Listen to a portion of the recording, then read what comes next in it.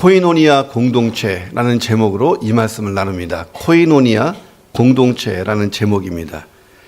자, 여행 관련 가이드의 일을 하는 일본 분 한 사람이 있는데 이 사람의 이름이 나카타니 아키히로라고 하는 사람입니다. 나카타니 아키히로가 하는 일은 일본 전역의 호텔과 레스토랑을 지인들에게 또는 요청하는 사람들에게 소개해 주는 역할을 했습니다. 하루는 지인이 찾아와서 온천으로 유명한 도시인 오이타현 유후인에서 일본의 전통 숙소인 가장 좋은 료칸을 소개해 달라고 부탁을 했습니다. 그러니까 나카타니 아키히로가 이렇게 얘기하는 거예요. 유인이라고 하면 나마노유 료칸이 최고예요. 유인에 있어서 그보다 더 좋은 곳은 없죠. 그곳에 가시면요, 꼭 미조쿠치 군페이를 꼭 찾으세요.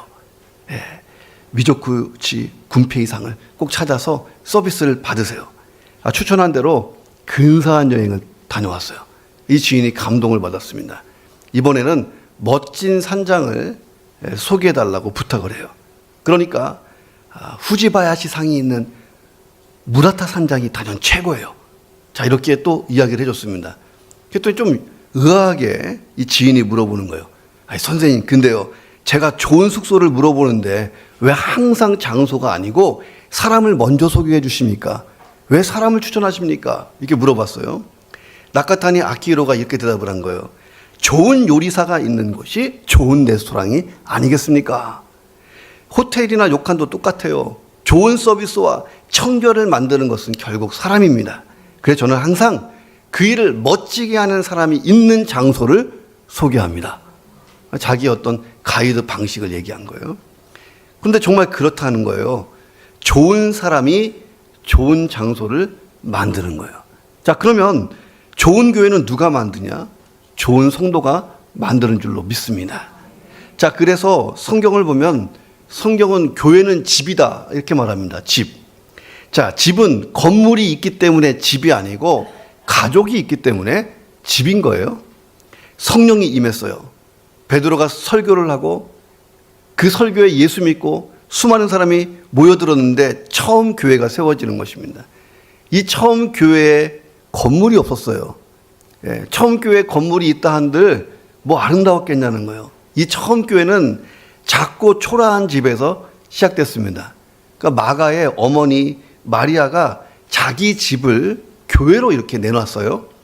지금도 예루살렘에 가면 이 집이 있는데 물론 2000년 전에 마리아가 살던 그런 집은 아니에요. 세월이 지났고 마리아의 집은 무너졌고 지금 세워진 이 집은 십자군 시대 때에 다시 지어진 집입니다. 한 100명 정도 들어가면 앉을 자리가 없을 정도예요. 성지순례객들이 막 붐비기 시작하면 거의 뭐 사진 찍는데 기다려야 돼요. 좁고 협착합니다. 시리아에 가보면 시리아에 주 232년 초대교회 사람들이 사용했던 교회 터가 발굴돼 있어요. 듀라 유로포스라고 하는 교회인데, 자, 이것도 집의 형태인데 가만히 보니까 두 개의 방을 탁 터갖고 70명 겨우 들어가는 공간을 만들었다는 거예요. 역시나 작고 좁았어요. 자, 그런데 초대교회 교인들이 이런 데서 예배드리면 그래도 참 좋은 형편이었다는 거예요. 대부분은 예배드릴 데가 없어서 작은 가정집에서 모이거나 지하에서 모이거나 심지어는 무덤가에서 예배를 드렸던 흔적들이 많이 남아 있습니다. 자, 그래서 교회가 집이라고 하는 것은 교회는 건물이 아니라는 거예요. 교회는 가족이기 때문에 집이라는 거예요. 집이 아름답기 때문에 집이 아니고 거기서 살고 있는 가족이 사랑스럽기 때문에 가정, 집이라는 것입니다. 1773년에 영국 웨인스케이트라고 하는 시골 소도시에 저술 활동을 하면서 생계를 유지하던 아주 어렵게 목양을 하고 있던 존 포셋이라고 하는 목사님이 살고 있었습니다. 이 목사님이 어느 날 런던의 대도시 교회에서 초청을 받았어요. 청빙을 받은 거예요. 그래서 44년 동안 목회했던 시골 교회를 떠나게 됩니다. 자, 이사마차에다가 짐을 다 싣고 난 다음에 목사관을 딱 떠나려고 하는데 이 교인들이 더 좋은 여건의 목회지로 떠나는 목사님 내외를 차마 붙잡지는 못하고 눈물만 훔치고 있는 장면이 벌어졌습니다. 이 모습을 지켜보던 사모님 메리 포셋이 갑자기 땅에 펄썩 주저앉아서 이렇게 말하는 거예요. 여보, 나는 여기 못 떠납니다. 이 형제자매들을 두고 떠날 수 없어요. 사모님이 울기 시작하니까 이 마당이 다 그냥 교회 마당이 눈물바다가 된 거예요. 이때 존 포세 목사님이 유명한 말을 남깁니다. 여보, 짐을 다시 들어놓읍시다. 아름다운 성도의 교제가 있는 곳보다 더 좋은 교회는 없어요. 했다는 거예요. 그리고 목사님이 들어가서 눈물겨운 시 하나를 적었는데 그 시가 찬송가가 됐어요. 오늘 설교 마치면 미니스트리 곡으로 우리가 한번 같이 불러볼 겁니다. 자, 성도들의 아름다운 교제가 있는 교회보다 더 좋은 곳은 없다 하는 거예요. 자, 그런 아름다운 교제가 있었던 교회가 성경에 있는데 오늘 본문에 예루살렘 교회다 하는 것입니다. 사도행전은 초기 예루살렘 교회 공동체의 모습을 코이노니아 공동체라고 묘사합니다. 코이노니아, 많이 듣던 말이잖아요. 헬라어인데 교회 조금만 다니다 보면 코이노니아를 듣게 돼요. 이 코이노니아라고 하는 뜻은 협동한다, 친교한다라고 하는 뜻의 헬라어입니다. 초대교회는 이것을 성도 간의 교제라고 이렇게 해석했습니다. 자, 이 코이노니아는 그냥 밥 먹고 커피 마시고 아이스크림 먹고 그냥 시시콜콜한 얘기 나누다가 흩어지는 그런 교제가 아니에요. 코이노니아는 함께 나누는데 공감하는 거예요. 공감. 이신점신 너의 마음이 내 마음이고 내 마음은 너의 마음이고 공감하고 도와주는 관계가 코이노니아. 상당히 의미 있고 풍성한 단어입니다. 자, 이 코이노니아 공감하고 나누고 서로 교감이 충만하게 일어나는 곳이 어디냐면 천국이에요. 우리가 먼 훗날 가게 될 하나님 나라, 그 천국은 성경이 말하는 코이노니아가 완성된 곳입니다.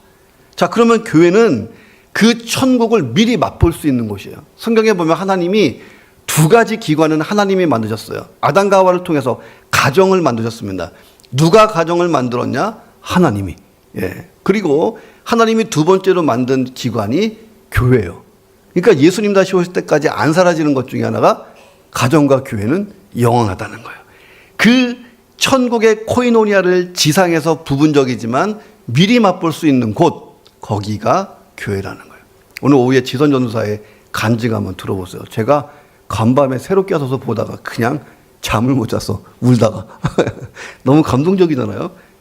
인생의 변곡점, 벼랑 끝에 쓸 때마다 인생이 턴돼서 오늘날의 다른 모습으로 살아가는 모습이 너무 보기가 좋아요. 그런 집회 장소가 정말 미리 맛볼 수 있는 천국 같은 거잖아요. 자, 예루살렘 교회 모이기에 힘쓰는 교회였습니다. 그런데 모이면 불타는 거예요. 신앙이 불타. 이게 시너지라고 그러잖아요. 시너지. 폭발하는 것입니다. 자, 그래서 같이 말씀 배우고 같이 기도하고 서로 사랑하는데 이게 거룩하게 폭발해버렸다는 거예요. 그 결과 예루살렘 시내에 그냥 소문이 쫙 퍼집니다. 그래서 불신자가 칭찬하는 교회가 된 거예요. 그 교회 가봐라. 너 같은 인간도 바뀔 수 있다. 막 이러면서 교회로 이렇게 몰려드는 것입니다. 누구든지 이 공동체 속에 들어가면 변했다는 거예요. 성경은 뭐라고 표현하냐면 구원받는 사람이 날마다 늘어나고 있었다. 이게 예루살렘 교회의 특징이었습니다. 자, 그때부터 지금까지 세상에 존재하는 모든 교회는 우리 교회가 초대교회처럼 예루살렘 교회처럼 되게 해 주십시오라는 기도를 드려왔어요. 자, 그러면 진정한 코이노니아가 있었던 예루살렘 교회가 어떤 교회고 어떤 모습이었냐는 거예요. 자, 우리 교회가 예루살렘 교회를 닮을 수만 있다면 우리 교회가 천국이요 코이노니아 공동체인 줄로 믿습니다. 자, 진정한 코이노니아가 있는 교회, 어떤 교회일까? 첫째는 말씀이 풍성한 교회였다는 거예요. 자, 오순절날 예수님의 제자들을 포함해서 120명의 사람이 막 기도하다가 성령이 임했어요. 막 계속 방언도 하고 막 예언도 하고 난리가 났습니다. 사방의 사람들이 그 광경을 보고 몰려들었어요. 그러니까 베드로가 유명한 설교를 하잖아요. 어떻게 설교하냐면 창세기부터 성경 전체를 설교한 거예요. 그 설교가 끝나고 3,000명이 회개하고 예수 그리스도를 믿고 초대교회 교인들이 됩니다. 자, 베드로가 성령이 충만해서 성전 미문에 앉아있던 앉은뱅이를 일으켜요. 은과 금은 내게 없거니와 내게 있는 것으로 내게 주노니 예수의 이름으로 일어나 거라 했더니 그냥 뻘떡 일어나가지고 난리가 났잖아요. 솔로몬 행각이라고 하는 터에 다 모든 사람이 또 몰려드는데 베드로가 유창하게 설교를 해요. 5천 명의 사람들이 예수 그리스도를 믿었습니다. 자, 이 사람들이 예루살렘 교회 공동체를 이룬 거예요. 46절에 보니까 그들은 날마다 마음을 같이 해서 성전에 모였다. 이렇게 되어 있습니다. 근데 모일 때마다 폭발적인 부흥의 역사가 막 일어나는 거예요. 그 부흥의 원동력 뭐였냐면 말씀에 대해서 반응하는 거예요. 아멘 하는 정도가 아니라 듣고 깨달은 말씀을 나가서 그냥 그대로 실천한 거예요. 예루살렘 교회의 특징이 뭐냐? 말씀이 풍성했다는 거예요. 자, 성령으로 충만한 베드로의 오순절 설교. 여기에는 힘과 능력이 있어요. 베드로가 별다른 설교한 게 아니에요. 성경 그대로 막 외쳤는데 대단했습니다. 베드로의 담대한 이 복음 증거가 예루살렘에 있던 모든 사람들의 마음과 영혼을 막 흔들기 시작합니다. 그들의 마음이 막 무너져 내리는데 십자가 복음 앞에 나와서 마음 중심에서 일어나는 막 회개가 일어나는 거예요. 그러니까 예수를 구주와 주님으로 영접했는데 그들이 그때부터 말씀을 듣고 배우기를 사모하면서 날마다 성전에 모였다. 이렇게 되어 있습니다. 그리고 말씀이 풍성한 곳에서 성도의 진정한 코이노니아가 시작됐다는 거예요. 자, 성경 역사와 기독교 역사를 보면 한결같은 공통점이 있는데 그게 뭐냐면 말씀이 풍성한 교회에서는 반드시 부흥이 뒤따랐다는 거예요. 예. 자, 그들이 예수를 따르는 강력한 신앙 공동체가 된 이유는 사도들이 가르쳐준 그 말씀이 중심이 된 공동체를 만들었다는 거예요. 자, 예루살렘 교회 얼마나 좋아요. 예수님과 직접 사역했던 1세대 사도들이 직접 목회했잖아. 그러니까 생생한 말씀의 가르침이 있었어요. 저는 성경에 예수님이 말씀하시기를 이랬는데 베드로는 나랑 늘 먹고 자던 우리 선생님 예수님이 막 이랬을 거예요. 예. 사도들은 오직 예수 그리스도의 구원 사역, 복음만 딱 가르쳤는데 이게 폭발했어요.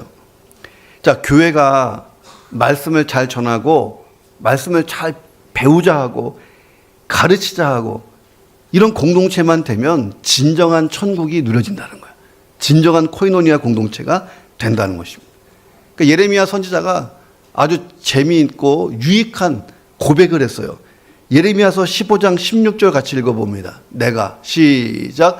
내가 주의 말씀을 얻어먹었사오니 주의 말씀은 내 귀의 기쁨과 내 마음의 즐거움입니다. 이거 한번 외워보세요. 이 독특한 표현이잖아. 독특한 고백이에요. 내가 주의 말씀을 얻어먹었습니다. 그 말씀이 내 안에서 기쁨과 즐거움이 됐습니다. 예. 와, 내가 가진 주식 올랐다. 이게 아니고. 야, 예. 주의 말씀을 받아 먹었는데 내 마음에 기쁨과 즐거움이 막 올라와. 하나님의 말씀을 읽고 묵상하고 듣고 배우는 도중에 이런 기쁨과 즐거움이 안에서 팍팍 터지는 느낌을 경험해 본 적이 있냐는 거예요. 저는 참 감사하게 우리 교회 교인들 중에 몇 명이 그런 얘기를 해요. 목사님 밤에 말씀을 읽는데 야, 이 말씀은 내가 알던 말씀인데 처음 보는 말씀처럼 생생하게 들리는데 가슴이 벅차서 잠을 못 잤다. 밤새 성경을 읽었다는 얘기를 종종 들을 때가 있어요. 그런 경험 한번 해보시라는 거예요. 자, 날마다 말씀을 가까이 하는데 말씀을 얻어먹고 끝나는 게 아니라 안에서부터 기쁨과 즐거움이 막 터지니까 예루살렘 교회 교우들의 믿음이 급성장했다는 거예요. 자, 우리 교회 역사를 가만히 보면요. 우리 교회는 개척할 당시부터 성경 공부로 시작한 교회가 우리 교회예요. 자, 어린이들을 먼저 모았어요. 천막 쳐놓고 어린이들을 모아서 아이들에게 한글 성경 가지고 성경 공부를 시켰어요. 그리고 그 아이들에게 크리스마스 염습을 시켰습니다. 우리 축제 하잖아요. 크리스마스 축제. 근데 그 아이들의 축제를 보기 위해서 부모들이 몽땅 몰린 게 크리스마스 전화제였습니다. 근데 이 부모들이 그 한글로 된 성경책을 공부하고 싶어 했어요. 자, 그렇게 해서 그 부모들을 중심으로 우리 교회의 전신이었던 미카와시마 교회가 1924년에 개척된 거예요. 어떻게 시작했냐? 성경 캠프에서 시작한 거예요. 어린이 여름 성경학교 같이 성경 공부로 시작했어요. 뭐가 교재였냐면 한글 성경이 교재였어요.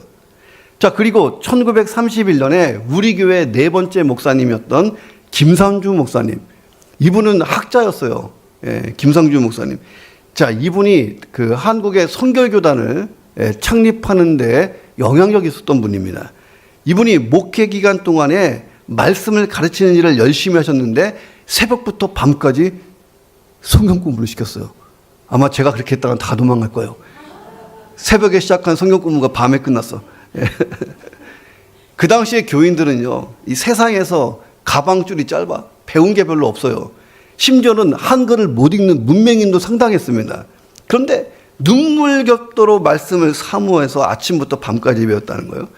그래서 미카와시마 교회가 계속 성장하고 어려운 시절에 흔들리지 않았던 이유가 이 말씀 공부였다는 것입니다. 이 말씀의 기초가 있는 믿음은 외형적으로 또 내적으로 상당히 단단합니다. 이 기초가 없는 신앙은 겉으로는 막 열정적이고 훌륭해 보일 수는 있어도 뿌리가 없기 때문에 어려움이 오거나 유혹이 오면 그냥 흔들려 버리는 모습을 봐요. 자, 내 신앙이 말씀의 기초 위에 설 때 흔들리지 않음을 믿습니다. 자, 예루살렘 교회는요, 하나님 말씀을 소유했다고 하는 기쁨과 즐거움 같은 게 있었어요. 그래서 그들이 성전에서만 모이는 게 아니라 집에서도 모였어요. 그래서 우리 교인들 중에 몇 명은 같이 모여서 성경 읽는 모임에 간다고 그러더라고. 얼마나 좋은지 몰라요? 자, 여전히 진리가 아닌 것에 목마르고 거짓으로 인해 고통받는 이웃들에게 하나님 말씀을 막 전하면서 초대교회가 부흥한 거예요. 교회 나온 지 얼마 안 된 한 남자가 부인이 하도 가자고 하니까 할 수 없이 남자들이 모이는 모임에 갔어요. 소위 목장 모임, 셀 모임이라는 데를 가게 됐는데 가기 전부터 이 남자의 마음속은 전쟁터였어요. 가자. 우리 부인 소원 한번 들어주자. 가자. 또 한편으로는 야, 어떻게 가냐. 가지 말자. 가자. 가지 말자. 싸우는 거예요.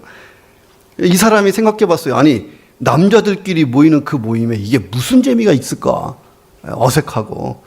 근데 이 사람이 나중에 그 교회에 집사가 됐잖아요. 집사가 된 다음에 이런 고백을 하는 거예요.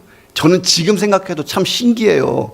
어떻게 그때 남자들이 한 집에 다 모였는데 술도 없이 화투도 안 치고 무려 2시간 동안 그렇게 재미있게 진실하게 즐길 수 있는지 너무 신기했다. 근데 더 신기한 것은 그 모임을 마치고 집에 가는데 너무 기쁘고 즐거웠다는 거예요. 더 신기한 것은 술과 화투가 있는 모임보다 더 시원하더라는 거예요. 근데 그 시원함이 한 주간을 가더라는 거예요. 야, 이 고리따분하게 보이는 남자들의 모임에 그 기쁨과 즐거움이 있는 이유가 뭐냐는 거예요. 자, 이것이 말씀의 풍성함에서부터 오는 배부름인 줄로 믿습니다. 자, 말씀을 중심으로 자기 이야기를 막 나누는데 이때 마음과 마음이 잘 진실하게 연결됐다는 거예요. 그러니 세상에서 경험해 볼 수 없는 남자들의 모임, 형제 사랑이 만들어진 거예요. 그러니까 예루살렘 교회가 그런 교회였어요. 말씀을 가지고 삶을 해석하고 나누는 교회였습니다. 자, 우리 교회 교우들이 새벽마다 지금 말씀을 묵상하고 읽고 있잖아요. 그 듣기를 사모하고. 자, 들은 말씀 가지고 내가 깨달은 것으로 서로에게 좀 전달해주고 나눠주고.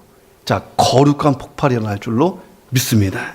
말씀이 풍성한 곳에서는 항상 부흥과 기적이 뒤따랐다는 거예요. 자, 우리 교회가 예루살렘 교회처럼 말씀이 항상 풍성한 코이노니아가 있는 교회 되기를 주의 이름으로 축원합니다. 자, 진정한 코이노니아가 있는 교회는 어떤 교회냐? 두 번째는 기도가 뜨거운 교회라는 거예요. 기도가 뜨거운 교회. 금요일 날 우영석 선교사님이 여기 와서 메시지를 전하고 갔는데 저한테 그런 얘기를 해요. 뜨겁다고.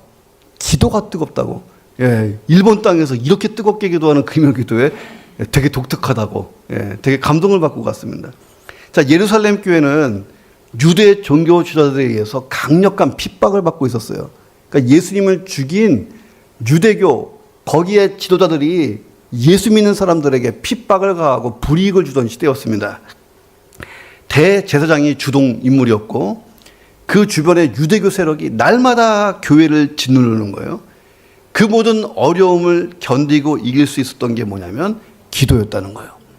자, 그들이 모일 때마다 기도했는데 성경에 그들의 기도가 그대로 실렸어요. 사도행전 4장 29절부터 31절에 그들이 이렇게 기도했습니다. 주여, 이제도 저 유대교인들의 위협함을 굽어 보십시오. 또 종들로 하여금 담대히 하나님의 말씀을 전하게 해주십시오. 손을 내밀어 병을 낫게 하시고 표적과 기사가 거룩한 종 예수의 이름으로 이루어지게 하옵소서 하고 기도했는데, 빌기를 다 하니까 기도가 끝났는데 모인 곳이 진동하더라는 거예요. 난 이 기도 딱 한 번만 해봤으면 좋겠어요. 우리가 주야 하고 기도했는데 땅이 진동을 해. 때마침 지진이 온 게 아니고 어쨌든 땅이 진동을 했다는 거예요. 우리가 성령이 충만하여서 담대히 하나님의 말씀을 전했다. 구약 성경에 보면 땅이 진짜 지진을 일으키는 것처럼 꽉 진동할 때가 언제냐면 하나님이 임재할 때 그랬어요. 시내산에서 하나님이 임재할 때도 땅이 흔들리고, 그리고 전쟁할 때도 하나님이 역사하실 때 땅이 막 흔들려서 상대방 적군이 쫄아버릴 때가 있어요. 하나님이 임재하는, 기도에 하나님이 오케이 응답하시는 역사예요. 자, 이런 기도 운동이 예루살렘 교회의 부흥이 계속되게 했다는 거예요. 그들은 내 힘으로 세상을 이길 수 없다, 이걸 인정하고 모이면 그냥 기도하고 간구하는 거예요. 자, 외적으로 핍박이 들어오는데 이 핍박 때문에 더 기도하게 됐다는 거예요. 더 기도하게. 자, 그러면서 역사가 막 일어납니다. 그들은 기도하고자 하는 열망으로 모이고 기도하면서 자연스럽게 마음과 마음이 연결된 거예요. 기도의 코이노니아. 자, 옆 사람을 보면 저분은 나랑 한 10년 교회 다닌 것 같고 한 5년 같이 다닌 것 같은데 나는 저분을 잘 모르겠어. 그러면 이유가 있어요. 한 번도 서로 기도 제목을 나눠보지 않아서 그래요. 가서 옆 사람하고 친해지려면요, 기도 제목을 물어보세요. 그러니까 저를 목회를 가르쳤던 이동원 목사님이 늘 하시는 말씀이, 성도를 만나면 잘 지내시죠? 이렇게 지나가지 말라는 거예요. 잘 못 지내고 있으니까. 그래서 만나면 그런 말 하지 말고, 성도님 요즘에 뭘 갖고 기도하세요? 라고 기도 제목을 물어보라 그랬어요. 기도 제목 속에 그의 인생이 들어있고 기도 제목 속에 그의 최고 관심사가 들어있다는 거예요. 그의 인생 스토리하고 최고 관심사가 기도 제목에 들어있으니 기도 제목을 내가 받는다고 하는 것은요, 그와 교감하는 거예요. 그 받은 기도 제목 가지고 그냥 지우지 말고 기도하라는 거예요. 자, 옆에 있는 교우를 더 잘 알고 싶으면 기도 제목을 물어봐라 하는 거예요. 자, 그리고 관심 있게 같이 기도해 보는 거예요. 이게 진정한 코이노니아 1세기 예루살렘 교회 부흥의 원동력이었다는 것입니다. 야고보서 5장 14절에 보니까 야고보가 이런 얘기를 해요. 초대교회는 이렇게 기도했다는 거예요. 너희 중에 병든 자가 있느냐? 그는 교회의 장로들을 청해라. 장로들은 주의 이름으로 기름을 바르며 그를 위해 기도해라. 믿음의 기도는 병든 자를 구원한다. 주님이 그를 일으키신다. 혹시 죄를 범했을지라도 사심을 받는다. 그러므로 너희 죄를 서로 고백하며 병이 낫기를 위하여 서로 기도해라. 의인의 간구는 역사하는 힘이 크미니라. 초대교회가 그랬다는 거예요. 병이 들고 가정이 어려움이 있는 교인들의 집을 방문해서 함께 기도하는 것입니다. 자, 교회에 함께 모여서 간절히 문제 해결을 위해서 또 기도합니다. 자, 이 중보기도는 누가 만들었냐? 예수님이 만든 거예요. 너희 중에 두세 사람이 내 이름으로 기도하면 하늘의 아버지께서 반드시 들으신다고 얘기하셨잖아요. 그러니까 중보기도의 전통은 예수님에게서부터 왔다는 거예요. 예수님도 겟세마네에서 너희가 나를 위해서 기도하라고 부탁까지 하시잖아요. 자, 어떻게 보면 중보기도 하자 그러면 고리따분해 보여. 조금 이렇게 어색하고 익숙하지가 않습니다. 자, 그런데 세상에 서로 손잡고 기도하는 이것보다 아름답고 능력 있고 감격스러운 모습도 없다는 거예요. 그러니까 예루살렘 교회는 서로 기도 제목을 물어보고 같이 기도하는 기도의 코이노니아가 있었던 교회. 이게 부흥의 원동력이었습니다. 사도행전 4장 31절에 그들이 기도하는데 모인 곳이 진동할 정도로 뜨거웠다는 거예요. 자, 구약 성경에 보면 하나님이 임재하시면 땅이 흔들리고 기적이 일어났어요. 초대교회는 이렇게 기도하면요, 기사와 표적이 뒤따랐습니다. 초대교회는 굉장히 그래서 파워가 있었어요. 기도할 때 땅이 움직이고 성령이 임하고, 그리고 나가서 전하면 기적도 일어나고 표적도 일어났다 하는 것입니다. 자, 1924년에 박경순이라고 하는 평신도가 우리 교회를 세웠잖아요. 전도소 같은 걸 세워서 사람들을 모았어요. 자, 2대 교역자가 그의 형이었던 박근순, 박훈순 담임 목사님이 우리 교회를 좀 더 성장하게 하고 성전 건축을 완성합니다. 미카와시마 교회. 우리 교회 전신이잖아요. 당시 일본 땅에 건축된 유일한 한인교회 건물이었어요. 예. 자, 그리고 3대 교역자 류지풍 목사님, 이분이 부흥사였습니다. 예. 그 당시에 막 일본 땅을 흔드는 그런 부흥사였는데 이분 시절에 교회가 급성장을 해요. 그런데 그때 기록을 보니까 교회 성장의 원인이 뭐였냐면 새벽 예배였습니다. 자, 그 기록이 어디냐면 1929년 선교 월간지 도쿄 크리스찬, 여기 7월호에 보면 우리 교회 새벽 예배와 관련된 기사가 써 있어요. 지금도 여러분이 보여달라 그러면 제가 영문판으로 된 거를 지금 우리 김우현 목사님이 다 가지고 있어서 그 부분을 볼 수가 있습니다. 근데 그 도쿄 크리스찬에다 뭐라고 써 있냐면 미카와시마 교회의 새벽 예배의 특징이 주일 예배 숫자만큼 나왔다는 거예요. 주일 예배나 새벽 예배나 숫자가 비슷했다. 야, 이게 가장 독특한 표현이었어요. 진짜 성도들이 열심히 나와서 새벽에 기도했다는 거예요. 자, 우리 교회 위대한 유산 중에 하나가 그 새벽 예배입니다. 한 번쯤 와보시기를 주의 이름으로 축원합니다. 예. 자, 예루살렘 교회가요, 탄생할 때 마가다락방에서 기도했잖아요. 막 성령의 불이 올라오는데 120명이 뜨겁게 기도한 결과가 교회 탄생이었어요. 42절에 보니까 오로지 기도하기를 힘썼다.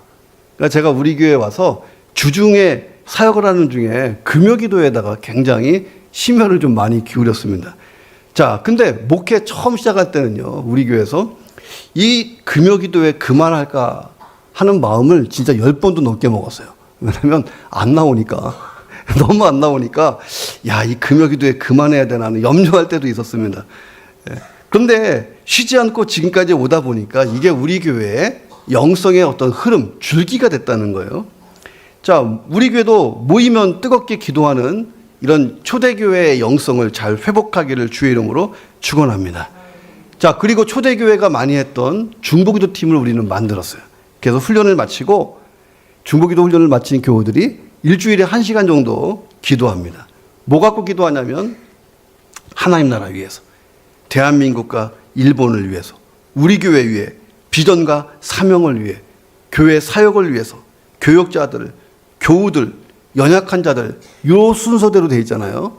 우리 중보기도 책자를 보면 60페이지 가까이가 기도 제목이에요. 읽다 보면 1분에 1페이지 읽기도 버거운데 1시간씩 기도하고 있습니다. 자, 기도하는 교회는 소망이 있고 기도하는 교회는 비전이 있고 절대 무너지지 않음을 믿습니다. 자, 예수님이 내가 누군가를 위해 혼자서도 기도할 수 있어요. 그런데 마태복음 18장 19절에 보니까 두세 사람이 함께 기도하는 기도에 특별한 응답의 약속을 주셨습니다. 같이 읽어보겠습니다. 시작. 진실로 다시 너희에게 이르노니 너희 중에 두 사람이 땅에서 합심하여 무엇이든지 구하면 하늘에 계신 내 아버지께서 그들을 위하여 이루게 하시리라. 자, 세상에서 가장 아름다운 모습 중에 하나가 뭐냐면 믿음의 사람이 서로 손을 잡고 기도하는 모습이다 하는 것입니다. 자, 함께 기도하고 교제하고 부흥하는 우리 교회 되기를 주의 이름으로 축원합니다. 진정한 코이노니아가 있는 교회가 어떤 교회일까? 세 번째는 사랑으로 하나 된 교회. 이 교회가 진정한 코이노니아가 있는 교회입니다. 자, 우리 교회 9번째 담임 목사님이었던 일본인 오다나라지 목사님이 계시잖아요. 내년에 그 CGN TV에서 오다나라지 목사님에 대한 그 다큐멘터리를 방영합니다. 그래서 우리 교회에 이미 방문했고 내년에 저와 함께 인터뷰하고 글 써서 이제 우리 교회도 한국 교회 이제 쭉 나가버릴 거예요. 이 사진 다 나가니까. 내년 봄으로 지금 예정되고 있습니다. 자, 이 오다나라지 목사님께서 목회를 마치셨을 때 쓴 책이 있는데 지객군. 이 지객군은 목사님의 자서전이에요. 오다나라지 목사님 우리 교회 목회하시고 그다음에 그 고베에서 목회하시고 교토에서 마지막으로 목회하셨습니다. 1970년에 목회를 다 마쳤을 때 지객군이라는 책을 쓰고서 거기서 과거를 회상하는 장면이 나와요. 그중에 미카와시마 교회, 우리 교회에 대해서 이렇게 설명했습니다.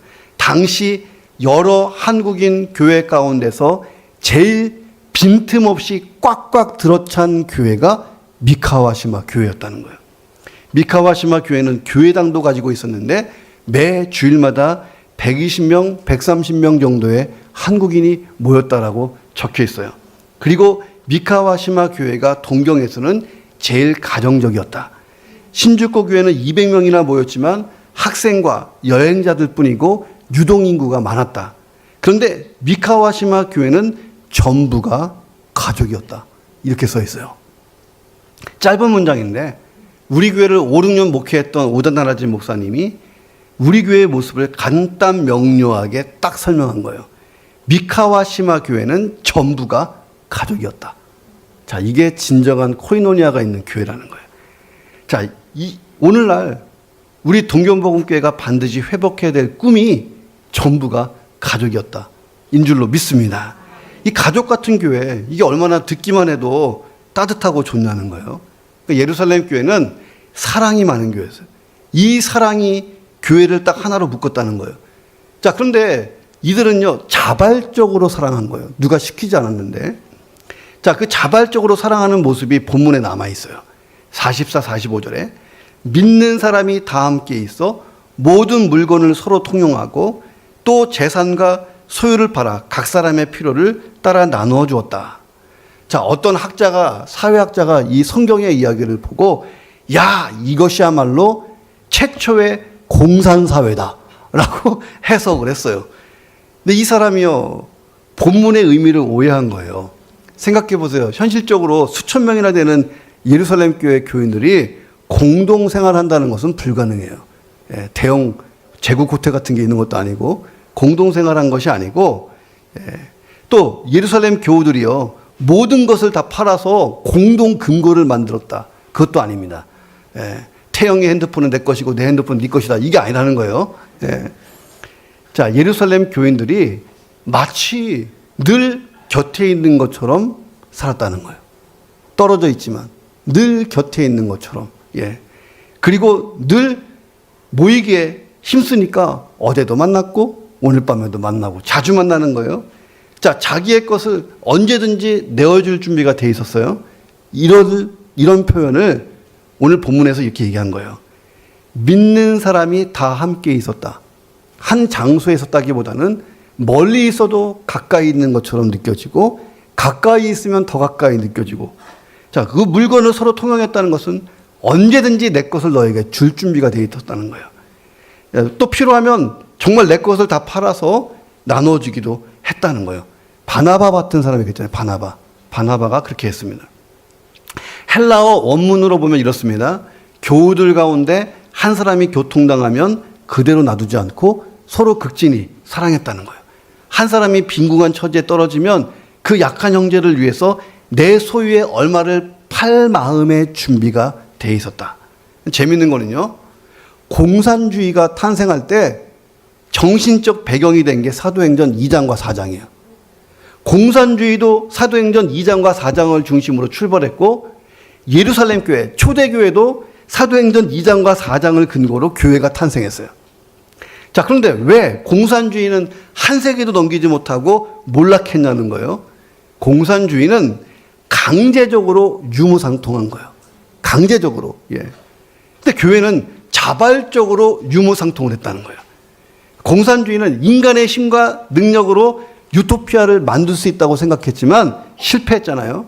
근데 교회는 성령의 감동을 따라서 한 거예요. 성령님이 감동하시니까 자발적으로 내놓은 거예요. 그게 오늘날까지 교회는 존재하는 줄로 믿습니다. 똑같이 성경을 근거로 출발했지만 공산주의는 안 된 거예요. 자, 우리 교회는 공산주의 사회가 아니고 성경이 말하는 사랑의 나눔이 있는 그런 코이노니아 공동체 되기를 주의 이름으로 축원합니다. 자, 우리 교회 역사를 보면 그 역사책 안에 그런 얘기가 있어요. 항상 가난하고 힘든 사람이 많았다는 거예요. 그럴 수밖에 없잖아요. 그때는 일제 시대에 일본에 와서 살던 한국인들이니까. 자, 그런데 그 우리 교회 99년의 역사 속에 보면 어느 시대나 은밀하게 자기의 소유를 조용히 내놓는 사람들이 있었다는 거예요. 오른손이 하는 일을 왼손이 모르게 하라. 99년의 역사에 이게 끊어지지가 않았다는 거예요. 자, 그래서 그때나 지금이나 교회에 오면 늘 먹을 것과 마실 것이 있어요. 예. 우리 교도 배고프면 와서 전자레인지에다가 밥 돌려서 먹으면 되고, 라면은 항상 수북이 쌓여 있으니까 그냥 먹고 가면 되잖아요. 자, 교우들이 교회를 오고 가면서 먹고 마시고 교제했던 역사가 우리 교회 역사라는 거예요. 자, 교회도 어려웠지만 항상 이웃들에게 뭔가 나눠주는 교회였다. 우리 교회가 그렇습니다.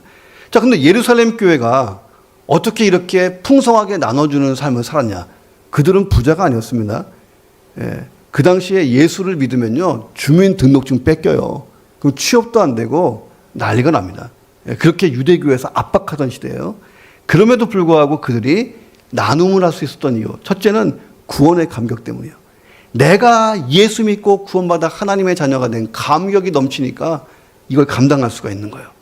천지 만물 창조하신, 그리고 섭리하신 하나님, 내 모든 것의 주인이신 하나님이 나의 아버지니까 세상 때문에 걱정 근심하지 말고 먼저 그 나라와 의를 구한 줄로 믿습니다. 그리고 성령이 충만하다 보니까 영적 가족의식이 생겼어요. 옆에 있는 사람이 내 가족이라는 것을 깨닫기 시작합니다. 이 사람도 하나님이 창조한 사람, 이분도 예수님이 구원하신 사람, 이분도 성령이 역사하는 분, 이러니까 다 하나가 된 거예요. 또 하나는 나그네 의식 같은 게 있었어요. 내가 누리고 소유하는 모든 것은 하나님이 주신 선물이다. 그러니 천국 갈 때 가지고 가지 못할 이것에 연연하지 말고 주께 또 주의 사람들에게 나누자 했던 거예요. 또 선교적인 소망이 있었어요. 복음을 증거하고 한 영혼을 구원할 수만 있다면 내 것을 기꺼이 드릴 수 있다. 자, 이 마음이 있었던 것입니다. 그러니까 진정한 그리스도인은 나를 너에게 보태주는 사람, 그가 진짜 그리스도인이라는 거예요. 자, 우리 교회가 사랑으로 하나 되는 정말 천국이 여기라고 하는 역사가 일어나기를 주의 이름으로 축원합니다. 자, 예루살렘 교회가 교제하는 데 힘쓰는데 이 교제는 밥 먹고 차 마시고 다과를 나누면서 삶을 이야기하는 그 정도의 교제가 아니었어요. 옆 사람하고 악수하는 정도의 교제가 아니었다는 거예요. 아주 깊은 사귐이었다는 거예요. 결혼과 같은 깊은 관계 속에 있었다는 거예요. 자, 그리스도인이 된다는 것은 가족이 되는 거예요. 가족. 그래서 유대인들이 즐겨 사용하는 이야기 하나가 있는데 머리 2개 가진 어린아이의 비유예요. 어떤 엄마가 아기를 낳았는데 이 아이가 머리가 둘 있는 상태로 태어난 거예요. 몸은 하나인데 머리가 둘인 거예요. 이 아이를 놓고 논쟁이 벌어졌어요. 이 아이는 1명인가 2명인가를 가지고 랍비들이 모여서 토론을 합니다. 이때 한 지혜로운 랍비가 명쾌한 해답을 냈어요. 뭐라 그랬냐면 뜨거운 물을 주전자에 넣어서 한쪽 아이의 머리에 부어보시오. 다른 쪽 아이도 울면 하나고 다른 쪽 아이가 울지 않으면 둘로 보면 됩니다. 라고 얘기했다는 거예요. 명쾌하잖아요. 자, 이 이야기는 전 세계에 흩어져 있는 유대인들은 어디에 있든지 하나다. 이거를 강조하기 위해서 만들어낸 그 지혜의 어떤 스토리예요. 자, 세계 어느 곳에든지 유대인이 고통당하면 다른 쪽에 있는 유대인들도 똑같이 고통을 느낀다는 거예요. 그리고 달려가요. 내 것을 내려놓습니다. 미국에 그 유명한 이야기가 한번 있잖아요. 중동 전쟁이 터졌는데 교수님이 이스라엘 학생들하고 아랍 학생들에게 얘기했어요. 전쟁이 오늘 새벽에 터졌는데 자네들 알고 있는가? 아, 그렇습니까? 절대 동요하지 말고 너희들은 미래를 위해서 공부에 힘쓰게 했는데 그 다음날 수업에 아무도 안 나왔어요. 아랍 학생들도 안 나오고 이스라엘 학생들도 안 나왔어요. 아랍 학생들은 징집될까 봐 도망쳤어요. 이스라엘 학생들은 싸우기 위해서 비행기 탔어요. 이러니까 이게 전쟁을 누가 이겼겠냐는 거예요. 하나가 고통당하면 같이 고통을 당한다. 예루살렘 교회가 그랬어요. 하나가 아프면 모두가 아팠다는 거예요. 영적으로 한 몸이니까. 성경은 교회는 예수 그리스도의 몸이라고 이야기하는 것입니다. 우리 교회가 한 사람이 아프면 다 아픈 교회가 되기를 주의 이름으로 축원합니다. 그러니까 47절에 보니까 이 예루살렘 교회가 믿지 않는 사람들에게 또 칭송이 됐어요. 온 땅에 칭송이 일어났습니다. 날마다 구원받는 사람의 수가 늘어났어요. 자, 우리 교회가 그렇게 모두가 가고 싶어하는 교회, 말씀도 풍성하고 기도는 뜨겁고 사랑으로는 하나된 그런 코이노니아가 있는 교회, 천국 공동체 만들 수 있기를 주의 이름으로 축원합니다. 기도하겠습니다. 하나님, 우리 교회가 천국을 미리 맛보는 코이노니아 공동체 되게 하여 주옵소서. 말씀이 풍성하게 하시고 기도가 뜨겁게 하시고 사랑으로 하나 되는 가족 되게 하여 주시옵소서. 통성으로 기도하겠습니다. 하나님 아버지, 감사합니다. 우리가 그렇게 살기를 간절히 사모합니다. 하나님께서 교회를 세우실 때는 우리에게 그렇게 아름다운 역사 이룰 수 있도록 하나님 우리 교회를 기대 가운데 세우셨습니다. 하나님, 99년의 역사에 많은 선배들이 말씀으로 양육받고 기도로 뜨겁게 교제하고 사랑으로 교제하고 하나된 가족과 같은 공동체가 우리 교회였습니다. 이런 좋은 전통을 가지고 우리 교회가 끊임없이 천국을 맛보는 이 땅에서 하나님이 쓰시는 교회 될 수 있도록 역사하시고 붙들어 주시옵소서. 채워 주옵소서.